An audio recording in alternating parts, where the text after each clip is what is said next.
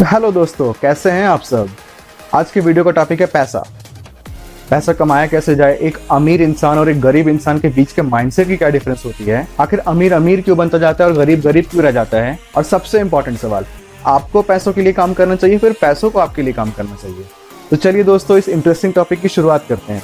ये समझने की कोशिश करते हैं कि पैसा कैसे कमाया जाता है।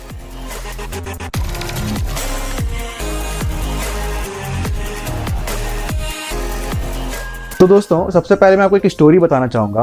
2000 के टाइम में यूएस में एक इंसान थे जिन्होंने पेपाल कंपनी को फाउंड किया था, और उन्होंने जब इस कंपनी को बेचा तो उनको $165 मिलियन मिला था।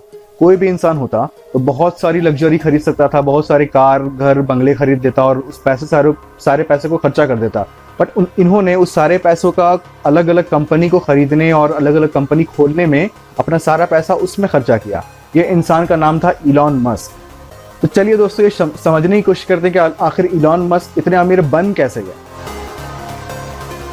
पिछले वाले वीडियो में मैंने आपको ये समझाने की कोशिश की थी कि इंडिया में इंडियन एजुकेशन सिस्टम में फाइनेंशियल लिटरेसी की कोर्स को इंट्रोड्यूस करना जरूरी क्यों है। बट चलिए दोस्तों, ये समझने की कोशिश करते हैं शॉर्ट में कि फाइनेंशियल लिटरेसी होती क्या है।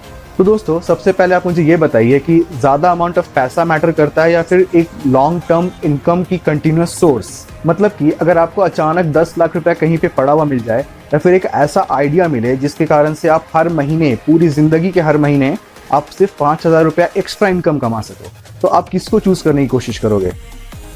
ज्यादातर लोग इसमें 10 लाख रुपए को चूज करते हैं बिकॉज वो शॉर्ट टर्म गेन के ऊपर बहुत ज्यादा फोकस करते हैं, ना कि लॉन्ग टर्म आइडियाज के ऊपर।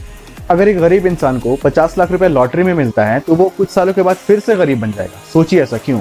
इसको समझने से पहले आपको सबसे पहले ये समझना पड़ेगा कि फाइनेंशियल लिटरेसी होती क्या है। और मैं एसेट और लायबिलिटी की जो ट्रेडिशनल कॉमर्स बुक में जो डेफिनेशन होती है उससे अलग हट करके एक डेफिनेशन दूंगा। फाइनेंशियल लिटरेसी वैसे स्किल सेट्स होती है जो आपके फाइनेंशियल रिसोर्सेज जैसों कि पैसे को इफेक्टिवली ग्रो करना सिखाए। मतलब कि आपका पैसा कैसे जनरेट करेगा और ये पैसा को ऐसे किस जगह लगाई जाए जहां पे ये पैसा और ज्यादा ग्रो करे। इसको समझने से पहले हमें एसेट्स और लायबिलिटी के बीच का डिफरेंस को समझना पड़ेगा। एसेट्स वो चीजें होती है जो आपके पॉकेट में पैसा डाले। वो किसी भी टाइप की चीजें हो सकती है, जैसे कि अगर आपने एक घर खरीद करके उसको रेंट पे लगा दिया, या एक दुकान को रेंट पे लगा दिया, या फिर भाड़े पे अपनी कार दे दी, या किसी भी ऐसी चीजें जिससे आपके पॉकेट में पैसा आती हो। स्किल सेट्स भी आपकी एसेट के कॉलम में आ जाएगी बिकॉज वो आपको जॉब दिलाने और पैसा कमाने में हेल्प कर सकता है। और लायबिलिटीज वैसी चीजें होती हैं जो आपके पॉकेट से पैसा निकालती हैं। किसी भी टाइप की ऐसी चीजें जैसे कि कार हो गया, बाइक हो गया, मेंटेनेंस और पेट्रोल की पैसा इसमें देनी पड़ती है, महंगे कपड़े हो गए, पार्टी करना हुआ, ये सारी आपकी लायबिलिटीज कॉलम में आ जाएगा। और इवन जिस घर में आप रहते हो जहाँ का आपको किराया नहीं मिलता, जहाँ से आपको कोई इनकम जनरेट नहीं होती, तो वो भी एक लायबिलिटी के कॉलम में आएगा क्योंकि आपको उसका होल्डिंग टैक्स भरना पड़ता होगा, मेंटेनेंस भरना पड़ता होगा। तो ये सब चीज मिला करके वो आपके लायबिलिटी कॉलम में आएगा। अब आप ये मान लीजिए कि दो अलग अलग लोगों को 10 लाख रुपया रोड पे कहीं पे पड़ा हुआ मिलता है। उसमें से एक इंसान ने उस 10 लाख रुपए में से 5 लाख रुपया को खर्चा कर दिया गाड़ी खरीदने में, तो वो कुछ साल के बाद मेंटेनेंस और पेट्रोल के कारण वो गाड़ी जितने भी उसको पैसे मिली थी वो सारी खर्चा हो जाएगी।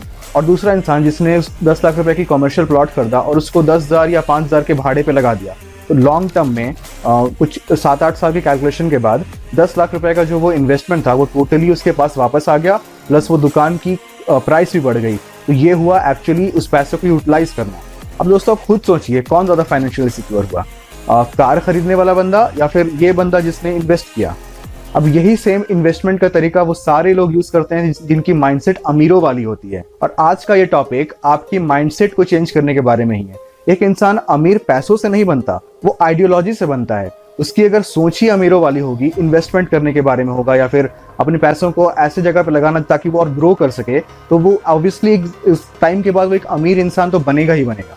और इलॉन मस्क ने भी यही सेम काम किया था। उन्होंने अलग अलग कंपनी, स्पेस एक्स, टेस्ला और अलग अलग बहुत सारी कंपनी खोली, और उनको पता था कि अगर उनका ये आइडिया काम करता है, अगर वो वर्थ सपोर्टिंग है, ये पैसा, ये इन्वेस्टमेंट, ये सारा के सारा उनको जब रिटर्न मिलेगा तो उसको पैसों को बहुत ज़्यादा बढ़ा देगा वो। इसी कारण से वो आज $74 बिलियन के मालिक।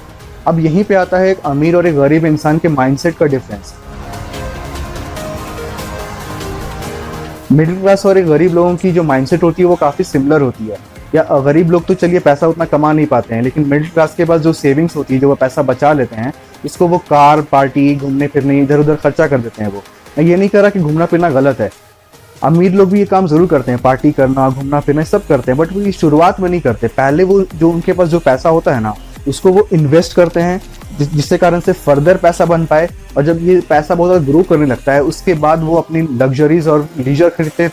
दूसरा सबसे बड़ा जो डिफरेंस होता है एक अमीर और एक गरीब इंसान के बीच में, वो उनके जॉब सिक्योरिटी को लेकर के होता है। मतलब मिडिल क्लास वाले लोग हमेशा गवर्नमेंट जॉब और जॉब सिक्योरिटी की तरफ बहुत ज़्यादा भागते हैं, बट एक अमीर इंसान कोई भी कहीं पे जॉब नहीं करता, वो यूजुअली अपनी बिजनेस सेटअप करता है। वो बिजनेस किसी भी फॉर्म में हो सकती है, छोटा छोटा बिजनेस जैसे कि कार को ही लेकर के भाड़े पे दे दिया, या फिर दुकान खरीद के उसको भाड़े पे दे दिया, या फिर बड़ी बिजनेस यानी कि नई नई कंपनी खोलना। ये किसी भी टाइप की ऐसी चीज करते हैं जिसके कारण से उनकी पैसा ग्रो करती है। अगर आपकी सोच होती है अमीरों वाली, इन्वेस्टमेंट करने वाली, कि अपनी मस्ती करने से पहले आप उस पैसे को कहीं लगाओ ताकि वो पैसा ग्रो करे, मतलब वो पैसा आपके लिए काम करे, तो आपकी जो इनकम होगी ना, वो आपकी जो वर्थ होगी, नेट वर्थ हो जाएगी, वो कई साल के बाद डबल हो जाएगी, ट्रिपल हो जाएगी, आप बहुत अमीर इंसान धीरे धीरे बन जाओगे। अब ये सारी कॉन्सेप्ट मैंने रिच डैड पुअर डैड किताब में पढ़ा था, जिसको खरीदने का लिंक, अमेजॉन लिंक आपको डिस्क्रिप्शन में मिल जाएगा। इस बुक में और भी बहुत सारे टिप्स है अमीर बनने के बारे में, बट उसको इस छोटे से वीडियो में कवर करना पॉसिबल नहीं है, जिसको मैं अलग से नई वीडियो में फ्यूचर में जरूर बनाऊंगा।